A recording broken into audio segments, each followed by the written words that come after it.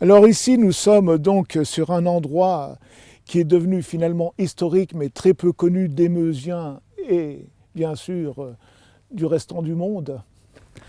Nous sommes sur le secteur et même pratiquement à l'endroit de la station de la voie ferrée qui s'appelle la station de la Vaumary. Alors nous avons ici l'ancienne citerne à eau qui ravitaillait les chaudières des locomotives de l'époque, dont la fameuse Suzanne qui est à nouveau opérationnelle et qui effectue un petit parcours donc de 4 à 5 km actuellement avec quelques wagons derrière elle. Et puis là, nous avons les ruines de l'ancienne station, voire hangar et petite station de la Vaumary, où viendront se briser pratiquement les offensives allemandes, car cette position sera fermement tenue par les bataillons de chasseurs des 25, 26e et 29e, en liaison justement avec la ferme de la Vaumary que vous avez en face, où là, c'est dans la nuit du 9 au 10 septembre que va se dérouler d'effroyables combats au corps à corps et dans la confusion la plus totale. Cette gare, cette station de voie ferrée, à voie ferrée métrique notamment, donc sera même incendiée. Toute cette surface va être jonchée de cadavres, aussi bien allemands que français.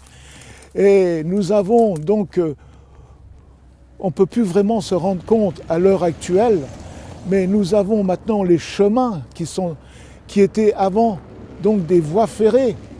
Et là nous avons la voie ferrée sur la gauche qui va repartir sur Bar-le-Duc en continuant sur notre droite ici avec une bifurcation, ça va repartir sur Clermont-Argonne et une autre partie sur Dugny pour rejoindre Verdun et l'autre partie de l'autre côté va rejoindre donc Bar-le-Duc. Les Allemands donc continuent leur offensive. Pour ce faire, ils vont établir un autre plan d'attaque qui va se dérouler de nuit. Et ce sera dans la nuit du 9 au 10 septembre qu'il va pousser une fulgurante attaque dans les ténèbres. Qui participe à cette, disons, conférence intime avec le Kronprinz? Le lieutenant-colonel Hensch, qui lui est chargé de vérifier tout ce qui se passe sur la ligne de front de la bataille de la Marne. Donc le général von Fabeck et ses généraux de division. Et ils se disent, puisque l'artillerie française est si opérationnelle et qu'elle freine notre progression, vu qu'ils ne tirent pas dans la nuit, nous allons œuvrer en conséquence pour élaborer un plan d'attaque de nuit. Et ce sera donc dans la nuit du 8 au 9 avril que le Kronprinz va donner l'ordre à ses troupes d'attaquer d'une part sur la gare de la Vaumary et sur le secteur de la ferme. Donc le lieutenant-colonel Hensch, lui, est chargé particulièrement du contrôle sur toute la ligne de front constituant donc la bataille de la Marne, en visitant les 5 armées qui font front aux 5 armées françaises plus une armée britannique, donc de rapporter tout ce qui s'y passe. Et là, il annonce déjà au Kronprinz, finalement, que certaines armées sont déjà bloquées, notamment sur la région de Meaux, sur la région donc de Reims également. Donc ils sont bloqués et il est déjà échafaudé un repli. Le Kronprinz ne l'entend pas de cette oreille. Le Kronprinz, lui, il veut continuer son assaut sur la Vaumary de façon à lui ouvrir la porte, s'il réussit à passer, sur Bar-le-Duc et sur le canal de la Marne au Rhin. Chose bien sûr qui ne se passera pas. En plus, il envisage, avec le 5e corps d'armée qui bataille actuellement du côté du fort de Troyon, sur la rive droite de la Meuse, qui est très loin ici, à une bonne quarantaine de kilomètres. Donc il envisage de faire un mouvement tournant pour encercler Verdun. Car l'objectif du Kronprinz, tout secrètement, c'est encercler Verdun. Et il voudrait réussir à ce que son 13e corps d'armée et le 5e corps d'armée puissent donc se rejoindre de façon à étrangler Verdun. C'est surtout ça la bataille de Lavaux-Marie qui lui impose. Parlons de l'attaque de cette fameuse nuit du 9 au 10. Auparavant, les troupes françaises qui sont dans le secteur ont été renforcées par 3 bataillons de chasseurs, le 25, le 26 et le 29e bataillon de chasseurs. Le 106e est toujours présent, avec le 2e bataillon ici, au sein duquel appartient notre cher Maurice Genevoix. Et ils vont commencer donc à creuser des mini-tranchées de façon à se cacher, au moins en étant assis ou couché. Il ne faut pas voir là une tranchée type donc de défense comme prévu dans les manuels militaires. C'est autre chose, ils n'ont pas le temps de faire ça. Alors ils ont profité de cette accalmie donc du 8 septembre pour s'installer en défense donc de tout ce secteur. La nuit arrivant, le Kronprinz donc donne l'ordre vers minuit à ses troupes maintenant d'attaquer la station de Lavaux-Marie et la ferme de Lavaux-Marie. Les Allemands progressent, vont rencontrer bien sûr de la résistance, mais ils progressent toujours malgré les tirs d'artillerie allemands qui arrivent finalement à incendier la ferme. Les belligérants, pratiquement dans tout ce secteur, vont combattre à la lueur de l'incendie. Et au cours de ces combats épiques dans cette nuit du 8 au 9, donc, il va y avoir beaucoup de confusion. Il y a des troupes qui vont se mélanger les unes aux autres, notamment le 106e Héry qui va se mélanger avec des camarades du 29e bataillon de chasseurs. Des Allemands aussi vont se retrouver dans les lignes françaises, pour ceux qui ne sont bien sûr pas éclairés par cette lueur de l'incendie. Là, il pleut à torrents. Des pluies diluviennes qui rendent boueux le terrain. Et les Allemands vont user de stratagèmes pour tromper les Français.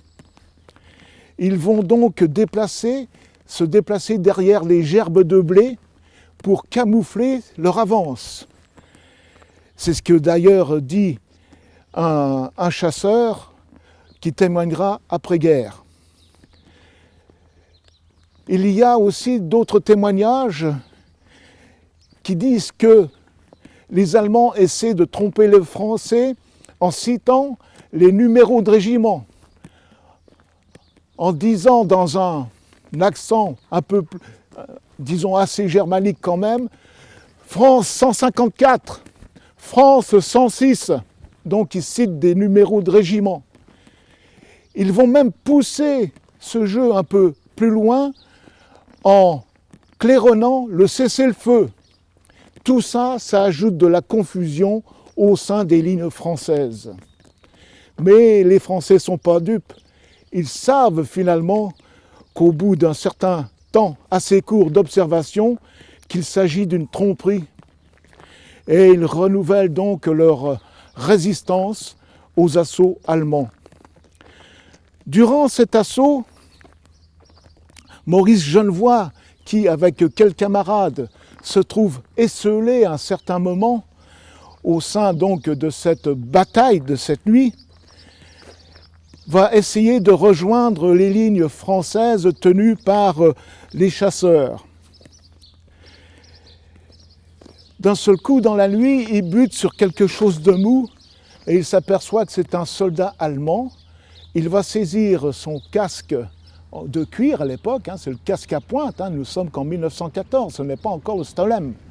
Donc il le coiffe, continue son avancée, crie « Hurrah! Vorwärts! Hurrah! Vorwärts !» Il crie ça sans arrêt pour signaler qu'il est allemand, afin de ne pas être détecté par les Allemands qui l'entourent. Et il bredouille même des mots en allemand, faisant croire qu'il est allemand, puisque c'est la nuit noire, là, tenant son képi, bien sûr, à la main droite. Alors, Il arrive ainsi dans les lignes françaises, et là, il s'aperçoit qu'il y a 3 retardataires allemands qui fuyaient. Que fait-il? Il sort son pistolet et il les abat dans le dos froidement. Une petite anecdote à ce sujet, quand il écrira sous Verdun, il écrit bien ce passage, mais de lui-même, il va le censurer. Mais en 1949, lorsque paraîtra son ouvrage « Ceux de 14 », il va le rajouter car il tenait à rétablir la vérité. Il faut dire aussi qu'il y avait d'autres choses impensables. Il y a eu cette nuit-là des tirs fratricides d'un côté comme de l'autre, des soldats qui se méfiaient de la moindre ombre et ils tiraient dessus, sachant peut-être que ce n'était pas un ennemi. Donc il y a eu des tués français par des Français, des tués allemands par des Allemands. Voilà à quel point la bataille de la Vaud-Marie dans cette nuit du 9 au 10 septembre était si terrible. Alors rentrons dans cette fameuse ferme de la Vaud-Marie, comme en 1914, par cette ouverture qui d'une part était emmurée ici et emmurée là, et nous entrons donc dans la cour de la ferme. Et cette ferme, dans cette fameuse nuit de ce combat épique, a été incendiée par les bombardements, sauf finalement ce bâtiment que vous avez ici face à nous, qui est pratiquement resté original, avec ce retour qui a été légèrement modifié suite à l'incendie de la ferme, disons raccourci, car ça rejoignait le corps de ferme qui est ici, qui lui a été incendié et bien sûr refait après. Donc cette ferme-là, finalement, a été très très très endommagée, d'ailleurs, comme la station de la Vaud-Marie, qui elle aussi a été incendiée aussi suite à des bombardements. Alors pour vous raconter l'horreur des combats qui s'est passé dans cette ferme de la Vaud-Marie, qui a duré finalement plus qu'une nuit et jour, donc 2 jours et 2 nuits pratiquement, la cour ici, elle était jonchée de cadavres français, de cadavres allemands. Elle a été prise et reprise à plusieurs reprises par les belligérants sans cesse dans d'effroyables combats, même à la baïonnette d'ailleurs. Voilà, donc ma main droite est posée sur la roue du puits pour qui tirait l'eau à l'époque. Ça existait bien sûr en 1914. Ça vient donc finalement, cette image a parlé des habitants d'ici, des exploitants, des fermiers d'ici, donc qui ont évacué les lieux un peu avant la bataille de la Vaud-Marie, qui sont partis plusieurs jours et qui sont revenus donc après la bataille de la Vaud-Marie. Donc en introduction, j'avais parlé du 12 septembre, où les Allemands franchement sont repartis assez loin d'ici sur une autre ligne de défense. Et ces gens-là donc sont revenus ici, eh bien, comme si de rien n'était, nettoyer, refaire leur vie et réexploiter donc cette ferme qui est rentrée finalement dans la postérité, puisqu'on en parle aussi dans les livres de cette ferme de la Vaud-Marie. Pour cette bataille de la Marne, qui va bientôt avoir lieu, le 5, le général Joffre, se rendant compte que les Allemands arrivent à 50 km de Paris, dans la région de Meaux, il y a un genre d'affolement. Il se dit, il ne faut plus que mes forces reculent. Il ne faut plus qu'aucune troupe recule. Donc il va écrire un ordre de jour qui aura des conséquences très positives. Les troupes qui ne pourront plus avancer devront défendre le terrain conquis coûte que coûte. Plutôt se faire tuer sur place que de reculer. Dans ces circonstances si particulières, aucune défaillance ne saurait être tolérée. Pour parler du bilan, les pertes sur ces quelques jours de la bataille furent terribles. De 10 000 à 12 000 hommes, tant français qu'allemands, y perdirent la vie. Pour corroborer cette tragédie, citons le 304e Héry qui, engagé le 10 dans cette fournaise, perdra 60% de son effectif en quelques 12 heures de combat. Plus de 600 morts et 200 blessés. Après cette fameuse nuit du 9 au 10, donc les Allemands se rendent compte qu'ils vont pratiquement pas traverser les lignes françaises comme c'était prévu pour aller jusque Bar-le-Duc et voir le canal de la Marne au Rhin. Le Kronprinz se rend compte qu'il est en train, disons, de perdre l'avantage au détriment des Français qui vont conserver leur ligne, disons, assez fortement, grâce aussi à l'artillerie française qui est toujours installée sur les points hauts et qui font des merveilles sur la troupe allemande. Et en arrivant donc dès le 11, la bataille de la Vaud-Marie va pratiquement se terminer et c'est là que le Kronprinz donc va décider le retrait de ses troupes selon les ordres de Wolff-Moltke qui veut que ces troupes qui ne pouvaient plus avancer donc lors de cette fameuse bataille de la Marne puissent refluer d'une manière stratégique pour reculer sur des positions plus défensives. Car il ne s'agit pas d'une fuite, mais d'un repli stratégique. Alors, le Kronprinz, là, est obligé de se plier à ses ordres, et il donne l'ordre dès le 12 septembre à toutes ses troupes ici présentes de refluer sur des bases arrières plus solides.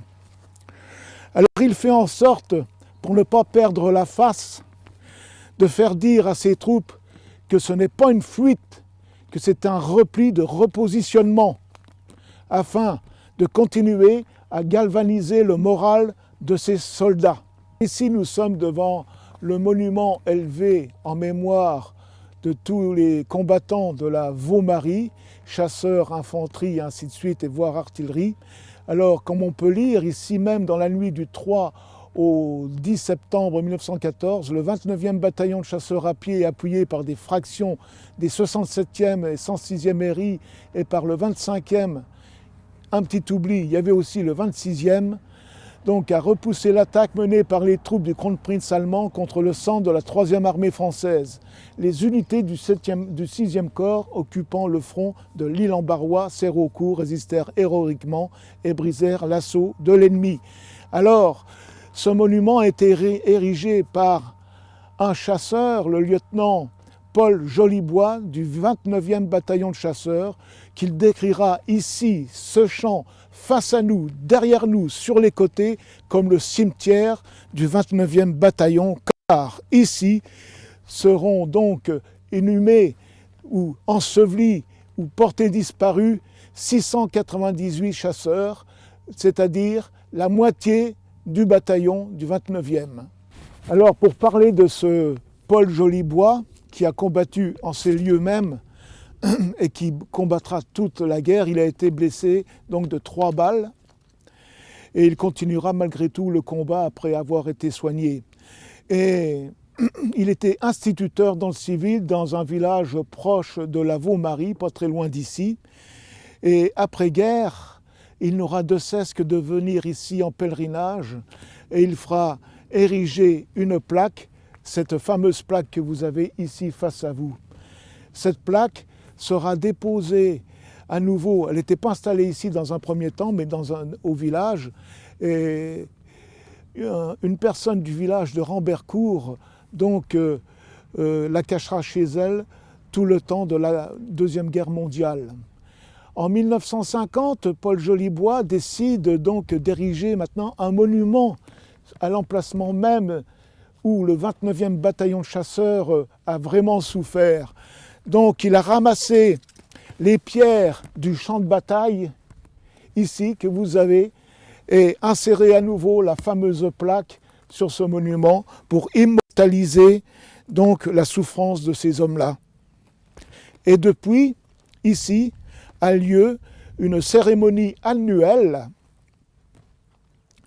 qui se déroule le dimanche le plus proche du 11 septembre, jour, bien sûr, de la victoire défensive donc, de la bataille de la Marne.